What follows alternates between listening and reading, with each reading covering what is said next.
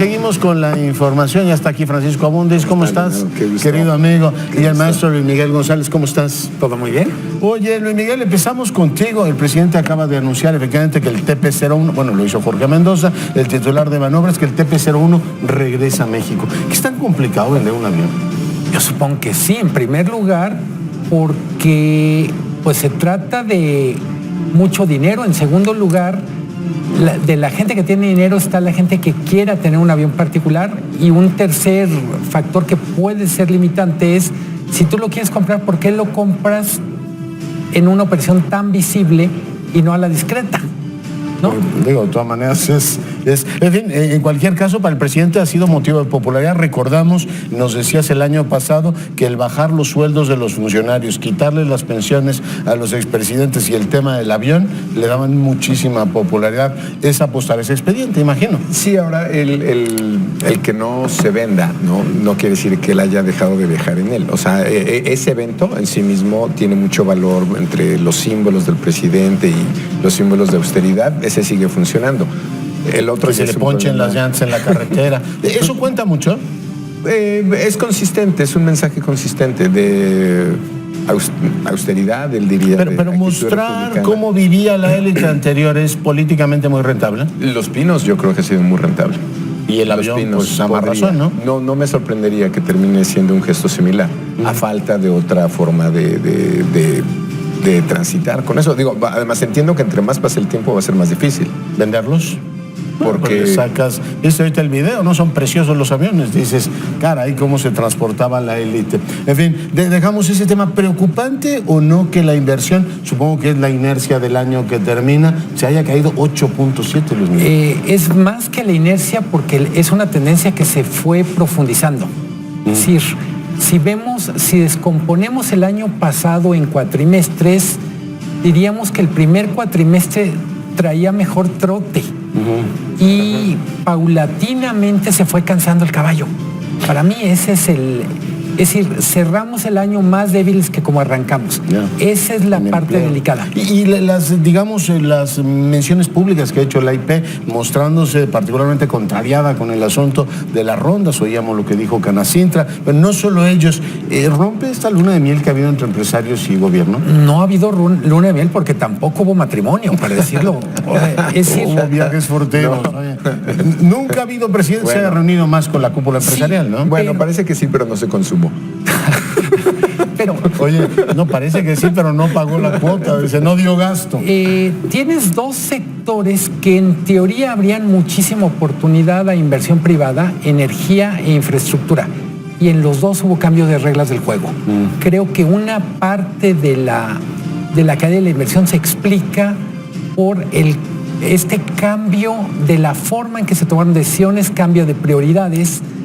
Es una decisión complicada del gobierno que la primera fotografía no le da buenos resultados. La apuesta sería que se corrija desde 2020 en adelante. A mí ya cuando recuerdan los expedientes estos políticamente rentables es que no hay muchas cosas más que anunciar. Pero el índice de confianza del consumidor, ¿cómo se ha comportado? Interesante, subió un punto, ¿no? Bueno, décima de punto. Una décima de punto. Pero los dos elementos de la perspectiva anual bajan, ¿no? Un 8.2. O sea, como que la narrativa esta que nos va a ir muy bien no necesariamente está pegando. Es interesante porque en productos de consumo para estratos de bajo ingreso les ha ido bastante bien en ese sector, que es lo que explicaría esta confianza del índice del consumidor. Ahí, dada los otros números como inversión y crecimiento, dirías que ese número tal vez no importa mucho en la prospectiva. Retomo a Jorge Buendía, quien me enseñó de su teorema, ¿no? Si la popularidad del presidente es alta, la confianza del consumidor se mantiene. O sea, hay crédito ahí, porque finalmente se dio a conocer también el dato del consumo y no está como para echar serpentinas, ¿no? Clara esa correlación. Ve el caso de Trump, si fuera el caso. No, en la México. No, tampoco. Pero es...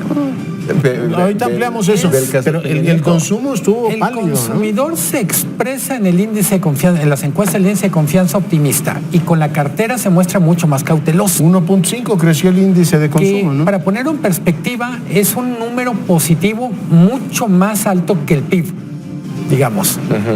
Pero es mucho menor de lo que era 2018. ¿Y eso lo explica por salarios y remesas? Salarios sí Sí, coincido con Paco, es decir, el aumento de salarios mínimos ayudaría, pero Y remesas, ¿no? Al consumo. pero luego se compensa por el tema de generación de empleo. No, la generación de empleo significa, en pocas palabras, el que tiene empleo está teniendo mejores condiciones salariales, pero hay menos que están accediendo al mercado laboral. Es todo un dilema. Pero me decías lo de confianza del consumidor y popularidad del presidente. Ve lo que le pasó a Peña Nieto y ve cómo iba el índice. Durante su administración es cuando llegó a 48. Y luego de ahí para abajo. Pues, y el presidente cae el índice, o sea, van juntos, ¿no? No, revisa el último año de Peña Nieto. Veníamos en 30, fue creciendo. Sí, y la efectivamente el popularidad consumo creciente estuvo iba pálido, al el revés. índice de confianza del consumidor subió, como lo explicamos. No, a lo que voy es que no hay correlación necesariamente con la aprobación presidencial. Es decir, eso suele pasar en algunos periodos, pero no es que sea una regla que se cumpla. El contraejemplo sería Peña Nieto. Oye, voy a hacer una mesa aquí para discutir el tema. Un Perdón, día vas a para ver. ponerlo en una línea de tiempo, el momento más bajo de confianza del consumidor del sexenio pasado fue el gasolinazo. Enero claro, del 17. Y yo diría hay tres Y factores. la economía crecía más que ahora, Hay y el tres- empleo crecía más que ahora. Hay tres factores, además de la popularidad del presidente, que valdría la pena poner en esa ecuación. Uno es precio de la gasolina, otro es precio del dólar y otro salario mínimo. ¿Inflación pesa mucho?